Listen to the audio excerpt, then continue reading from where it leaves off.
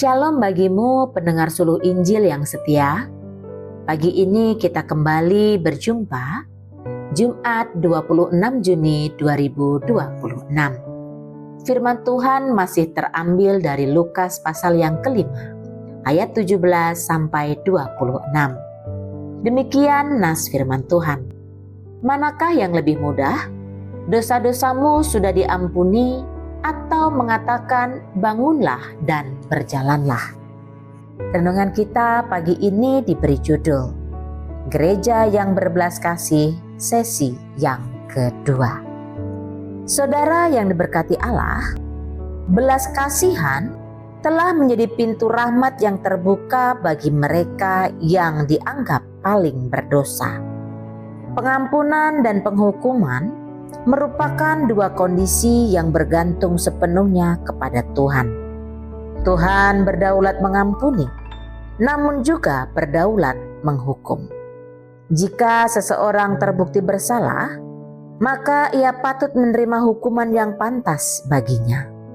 Tetapi Yesus mengatakan, Anak Manusia berkuasa mengampuni dosa. Yesus berkuasa memberikan pengampunan kepada siapapun yang dikehendakinya, termasuk kepada mereka yang terbukti bersalah. Perkataan Yesus ini sering disalahpahami oleh para ahli Taurat dan orang Farisi, sebab Yesus dianggap merusak aturan dan hukum yang berlaku. Bagaimana mungkin orang bersalah dan harusnya dihukum, justru diampuni dan dibebaskan dari hukuman? Perkataan Yesus dianggap telah merusak prinsip keadilan. Dan siapa yang merusak prinsip keadilan dianggap sebagai penghujat Allah. Sebab Allah itu Maha Adil. Ia menghukum yang bersalah sesuai perbuatannya, dan ia tidak akan membebaskan orang yang bersalah dari hukuman. Maka Yesus dianggap sudah menghujat Allah dalam hal penegakan keadilan dan kebenaran menurut hukum agama.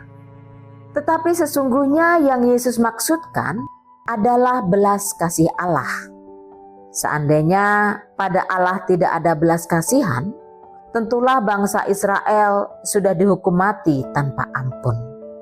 Para ahli Taurat dan orang Farisi telah melupakan prinsip keadilan yang difirmankan Allah kepada Israel melalui Musa, bahwa Allah akan membalas kesalahan bapa kepada keturunan ketiga dan keempat, tetapi menunjukkan belas kasih kepada beribu-ribu keturunan. Belas kasih Allah lebih besar dan menjangkau lebih banyak keturunan daripada murkanya. Murka Allah pasti mendatangkan hukuman, namun belas kasih Allah mendatangkan pengampunan. Kita tidak bisa melakukan apapun untuk mengubah keputusan Allah yang adil. Tetapi Yesus menyatakan kedaulatan dan kuasa ada di tangannya.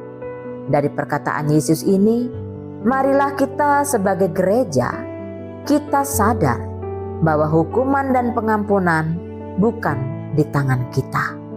Tugas kita adalah menyatakan kebenaran tentang hukuman dan belas kasih Yesus. Jangan mengambil bagian Tuhan. Jika Tuhan menghukum, kita tidak dapat mengampuni. Dan jika Tuhan mengampuni, kita tidak berhak untuk menghukum.